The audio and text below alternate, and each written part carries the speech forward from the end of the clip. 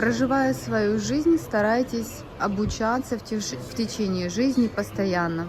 Это помогает восстанавливать ваше здоровье.